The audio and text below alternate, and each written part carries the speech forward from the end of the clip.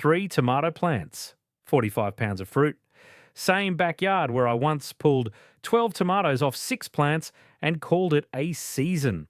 The difference was not the variety, the soil, or the weather. The difference was a coffee can of crushed eggshells and a method that used to be printed in USDA home garden bulletins right up until the late 1940s when commercial fertilizer companies started buying up the paper and the recommendations quietly changed.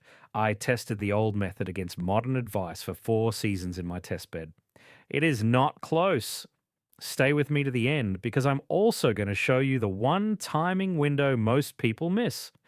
The 30-day calcium window that decides whether you get a tripled harvest or a row of plants with rotten bottoms.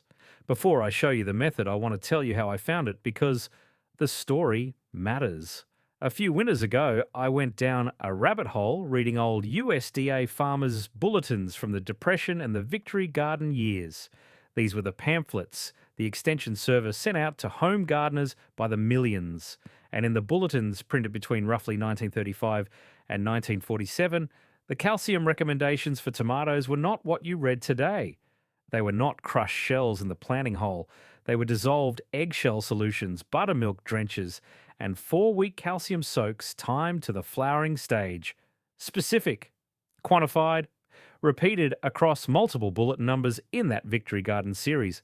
Then, somewhere between 1947 and the early 1950s, those recommendations vanish from the extension literature and get replaced by a single line that says, in effect, use a balanced 10-10-10 fertilizer. Here is what changed.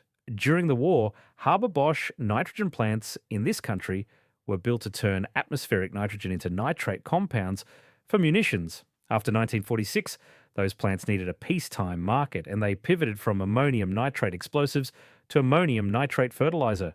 At the same time, the USDA Extension Service was being restructured under the 1947 Hope-Aiken framework, which oriented federal agricultural support toward large-scale commercial production. Standardized bagged NPK was easy to distribute, easy to recommend, easy to scale. Dissolved eggshell calcium was none of those things. So the recommendations were rewritten, and the home gardener, who was never the customer for a 10-ton fertilizer order in the first place, lost the calcium step entirely. What did that cost us? Best estimate from the yield data I have been able to reconstruct, 40 to 60% of potential tomato yield gone. And blossom end rot, which was uncommon enough in the pre-war records that the bulletins barely mention it, becomes the dominant tomato complaint in the home garden literature. By the mid-1960s, that is the inheritance. That is what I went looking for when I started testing the old method. All right, let us walk through what the method actually is. Because once you see it laid out, you're going to understand why no fertilizer company has any reason to bring it back. Layer 1, the technique itself. You save eggshells. I keep a bowl by the sink and dump the shells in as we use eggs. Once a week, I rinse them, lay them out on a sheet pan, and dry them in the oven on the lowest setting for about 20 minutes, just enough to drive out the moisture so they will grind cleanly. Then, and this is the part the modern guides skip, you grind those shells to a flour-fine powder in a coffee grinder. Not crushed, not flaked, flour-fine. I store the powder in an old metal coffee can on the shelf in the garage. That coffee can is my unit of measure, and it is the same can I've been using for 4 years. The recipe is simple.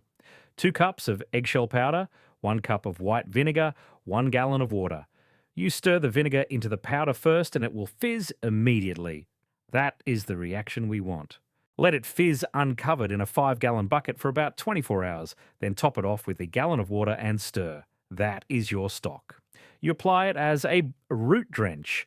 2 cups per tomato plant poured directly at the base where the stem meets the soil. Not a foliar spray, not buried as a soil amendment. A root drench on a schedule I will give you in a minute. And that schedule is the reason this fell out of the bulletins in 1948. Because the schedule is what made it work, and the schedule is what no industry rewrite was ever going to preserve. Layer 2, the chemistry. And I am going to walk you through it because if you understand the mechanism, you will never be tempted to skip the vinegar step. Eggshells are calcium carbonate. Calcium carbonate is essentially insoluble at neutral or slightly acidic soil pH, which means when you crush shells and bury them in the planting hole, the way every modern garden article tells you to, those shells will release calcium at a measurable rate of, by published estimates, 2 to 3 years to fully break down. 2 to 3 years. Your tomato plant is in the ground for 1 season. The calcium is not available. It might as well be a rock. Vinegar, which is acetic acid, reacts with calcium carbonate to produce calcium acetate, water, and carbon dioxide. The fizzing you see in the bucket is the carbon dioxide leaving the solution. The calcium acetate that stays behind is fully soluble in water. Plant available within hours, not years. When you pour that drench at the base of the plant, the roots can absorb the calcium that same afternoon. That is the entire trick. Same eggshell, same calcium, same plant, but in a chemical form the roots can actually drink. And this is exactly why the bagged fertilizer recommendations never replicated this. You cannot package calcium acetate freshly mixed at home in a sealed bag on a shelf in a hardware store. It is a kitchen reaction. No one can sell you white vinegar at a margin. Layer 3. The numbers, because I do not ask you to take any of this on faith. I ran this in my test bed. That is the 4x8 bed near my deck, where I do every side-by-side comparison for 4 seasons, 2020 through 2023. 2 rows of 3 tomato plants each. Same soil, same water, same varieties. A Brandywine, a Cherokee Purple, and a Black Crim in each row. The control row got modern advice, crushed eggshells buried at planting, plus a standard 10-10-10 bagged fertilizer on the recommended schedule. The test row got the dissolved eggshell drench applied on the timing window I will give you at the end of the video. 4 seasons of records sitting in the notebook in my garage. Here is what I found. The modern row averaged 8 to 11 pounds per plant across those 4 seasons. The old method row averaged 14 to 15 pounds per plant. In the best season, 2022, the old method row produced 45 pounds of fruit off 3 plants. That is the 45 pounds I mentioned at the start. Same backyard where garden number 1 in 2004 gave me 12 tomatoes off 6 plants. The difference was the calcium, and the difference was the timing. Brix readings, which is the sugar content measured with a refractometer, higher means more energy moved into the fruit, were 2 to 3 points higher on the old method row across every season I tested. The modern row averaged around 4.8 Brix. The old method row averaged 7.2. You can taste a 2-point Brix difference. The wife noticed it before I told her what I was doing. And the blossom end rot numbers. This one I want you to write down.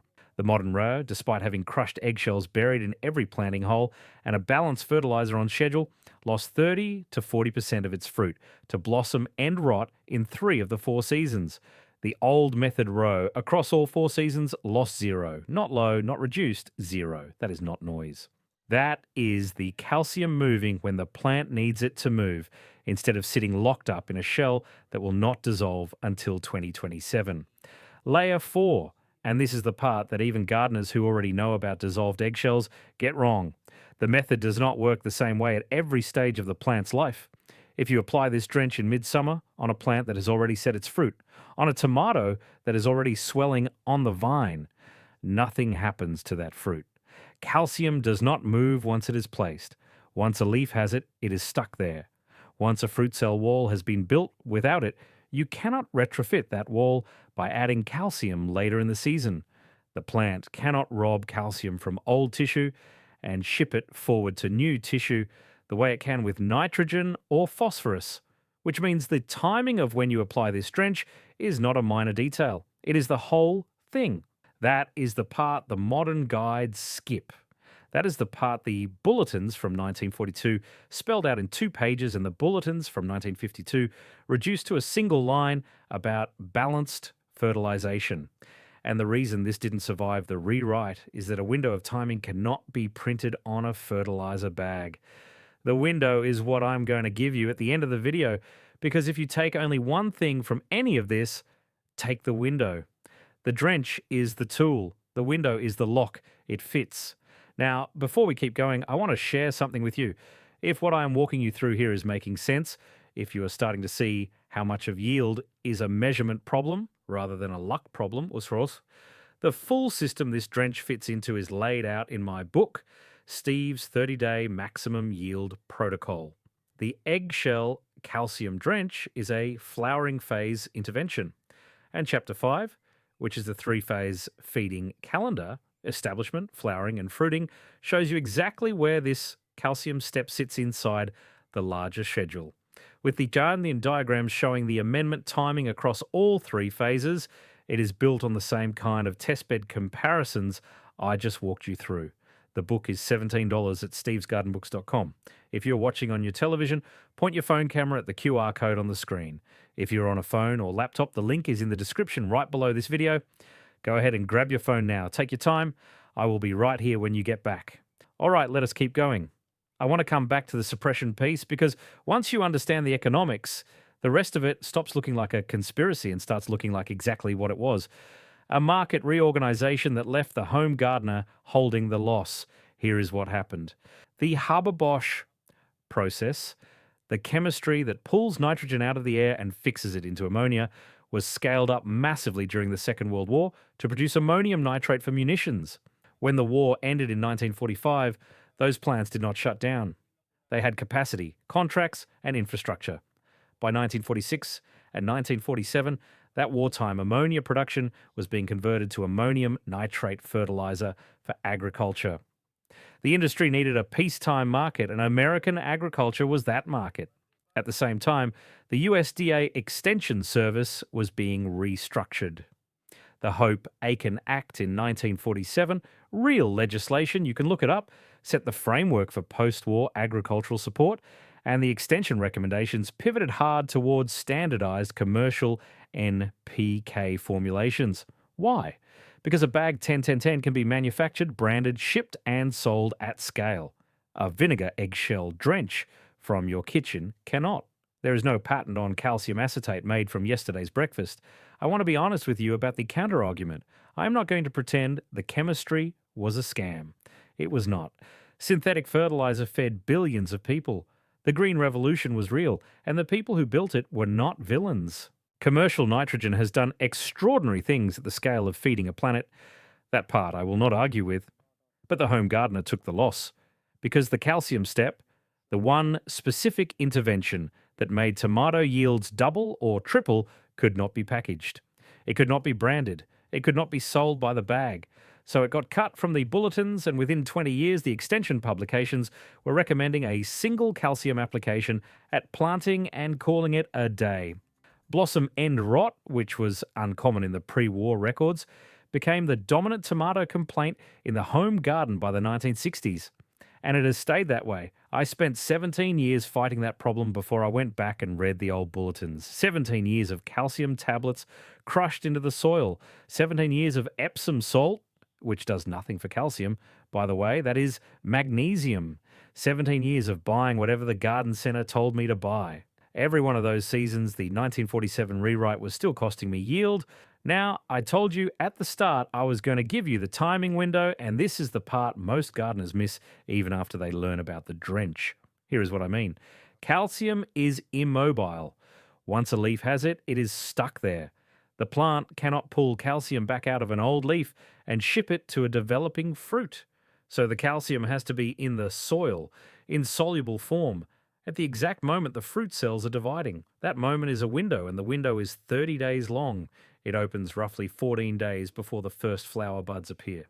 That is when the plant is initiating reproductive tissue, and the root zone needs calcium ready to go. It closes 16 days after first fruit set, because by then the fruit cells have finished dividing and the cell walls are locked in. Miss that window, and you can dump calcium on the soil all season long with zero effect on the fruit already on the vine. Inside the window, here is the protocol. 2 cups of the vinegar eggshell drench per plant every 5 days for the full 30 days. That works out to about 6 applications. That is it. Yeah, my test row that applied calcium only at planting and again at first fruit set produced blossom end rot on 30 to 40% of the fruit. The windowed row, same variety, same bed, same water, 0 rot, not low, 0. In the pre-1947 bulletins, this was called the 4-week calcium soak. It was the first thing cut when the rewrite simplified everything into a single application. All right, before I let you go, I want to point you to one more thing. Blossom end rot is the first of 7 yield killers I cover in Chapter 9 of the book. Troubleshooting the 7 yield killers. Now you have the calcium window. The other 6, cracking fruit, poor set, leggy plants, small fruit, early die-off, late season decline. They are in there too, with the diagnostic flow chart diagram that walks you through identifying which one is hitting your garden and what to do about it. This is for gardeners who want specific diagnostic numbers, not vague advice. stevesgardenbooks.com, same place. If you're on the TV, scan the QR code with your phone. If you're on a phone or laptop, the link is in the description. Take a moment to pull that up. No rush. I will wait. So that is the trick. Dissolved eggshells applied as a drench during the 30-day window is the difference between 12 tomatoes and 45 pounds. This was printed in the bulletins for decades before it was quietly rewritten out, and now it is yours again. Next time, I'm going to walk you through a Depression-era pest control method that uses 3 ingredients out of your pantry and was cut from the same publications for the same reason. All right, that is what I have for you today. I will see you in the next one.